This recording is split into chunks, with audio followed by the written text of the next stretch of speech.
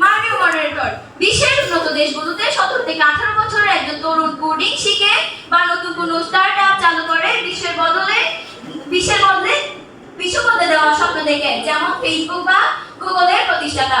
অথচ আমাদের দেশে একজন স্নাতকোত্তর পাস করার তরুণকে এখনো মুখস্থ করতে হয় কোন নদীর তীরে কোন শহর অবস্থিত বা কোন যুদ্ধের সাল কোনটা। যে শিক্ষা ব্যবস্থা তরুণদের উদ্ভাবন না বানিয়ে তত্ত্বের ঝুড়ি বানায়, তা তাদের কোনোদিন আন্তর্জাতিক স্বপ্ন দেখাতে পারে না।